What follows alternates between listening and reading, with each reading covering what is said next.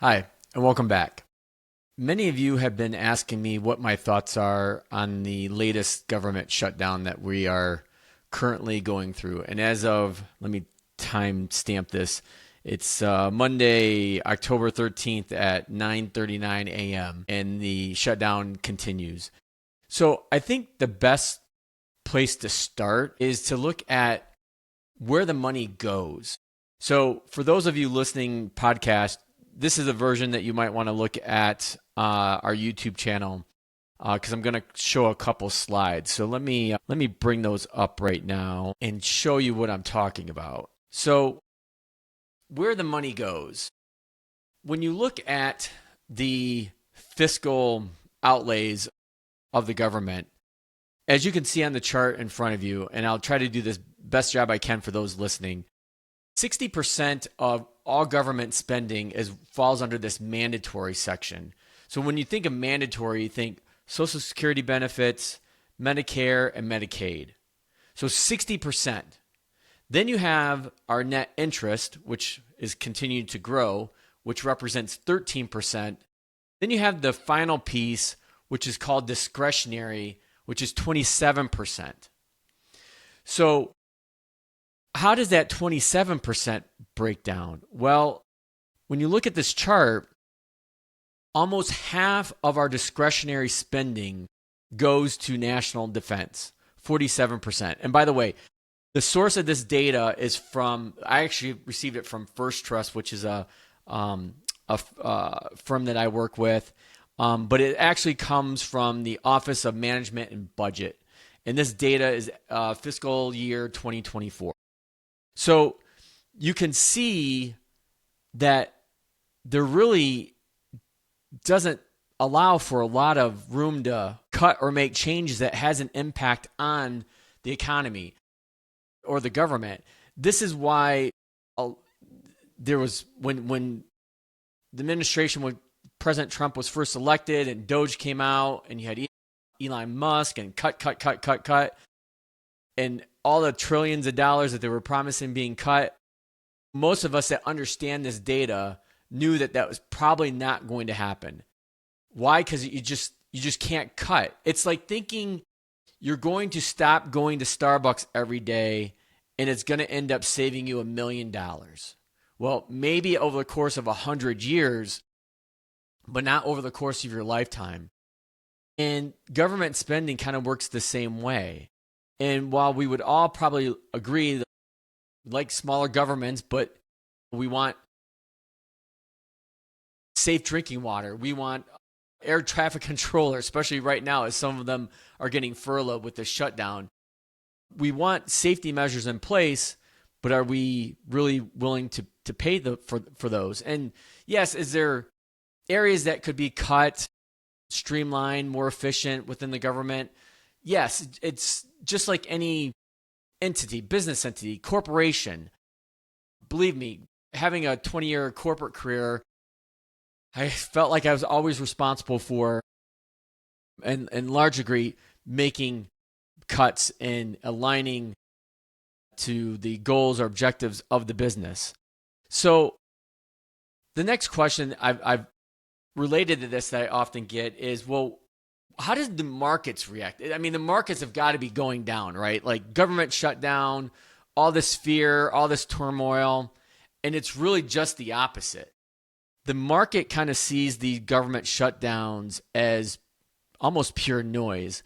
And when you look at a 1, a 3, and especially a 6-month period after the shutdown begins, the S&P 500, if you're looking at this chart on YouTube, 6 months in, with the exception of the shutdown in 1981, it's been positive every shutdown period. So why is that? Well, again, I think the markets likely see this as just short-term noise and can look through it. Now, this thing has already gone on longer than, I guess, the quote-unquote experts have thought, but who knows? Like, it doesn't seem like either of them are backing down. So where does this leave us? Well, if you're a long-term and I can stop sharing my screen now. If you're a long-term investor, 5, 10, 15 plus years, this is blip on the radar screen. But even if you're retired, still the chances of it likely impacting you are still relatively low. As I just showed you in the data, the market typically looks beyond this. So that doesn't mean that you're not going to be scared or worried about it. Certainly, those are valid feelings and ones that people are going to have throughout this. Another question I've been asked is, well, what happens with Congress? Are they getting paid through this shutdown? And the short answer is yes.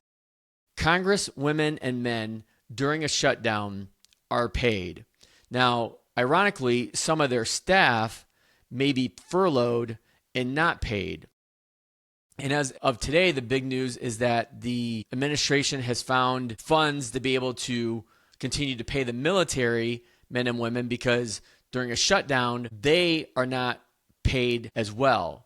But within the Constitution, there's certain articles, and I'm not going to get into it here, but I've researched this enough to I can confirm that Congress, men and women, do get paid during the shutdown. But like I mentioned, ironically, their staffs likely will not. But there's this whole idea of, okay, well, people get furloughed and then their checks are just delayed. Well, if you're living in the DC area, that's going to have an impact on the economy of that region. If you're one of those furloughed workers, that's going to have an impact on you, especially if you're living paycheck to paycheck. So this is going to impact the lives of families around the country, but obviously certainly in the DC area. So that's just something to keep in mind. And I actually have several TAMMA families that live and work in the greater DC area, and they're going to get impacted. But the belief is that their pay will be backfilled once the shutdown is over and normal business or government operations begin to exist. But I was listening to a podcast last Friday, RIMAC, with Neil Dutta, who's an economist friend of mine, and he actually made the point. It's like, what incentive do these people, when I say people, congressmen and women, have to get their jobs done?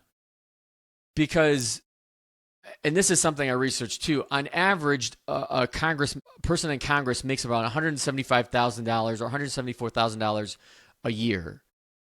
And yeah, there's some other perks that go along with it, but are we really incentivizing these? Are we getting the brightest and best in Congress, which was what Neil's point or question was?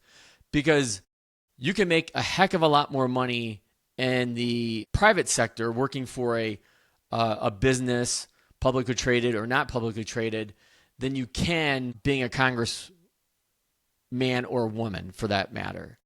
And so, as Charlie Munger often pointed out, incentives rule the world. And so, are we incentivizing people enough to go into politics, to make the hard decisions, to work with each other? And I think that's what, personally, and a lot of the families I work with and talk to are getting really frustrated, no matter if you're a Democrat or Republican. It's like, these people need to learn to work together. And there's so much animosity between the two parties right now. It's hard to see how that's going to change. And I don't have an answer either. I just know that eventually it's going to impact people's lives in some way, shape, or form, whether they work for the government or not. So probably not the cheeriest of updates to bring you, but as I mentioned, I've been getting these questions often and really around, well, what should we do with our portfolios? And the answer is largely nothing. Earnings season is starting here in earnest in another week, or this week and next week. So that'll be a true tell sign of really how the economy and businesses are reporting and performing. Because don't forget, with the government shutdown, we're no longer getting economic data. So we're going to be really reliant on these publicly traded companies' earnings reports and conference calls over the next 3, 4, 5 weeks to get a really good feel for how the economy is doing, and to see, the big question is, are we going to see any impacts from these tariffs? Because as of our last quarterly earnings reports, we're not seeing it. We're not seeing it pushed down to the consumer level. And it's going to be interesting to see if customer or corporations are still taking some of that brunt in their earnings, or if they start to pass it down to consumers. It's going to be an interesting earnings season as always, but I think with a little bit more emphasis this time around. So that's all for this week. We'll see you next time.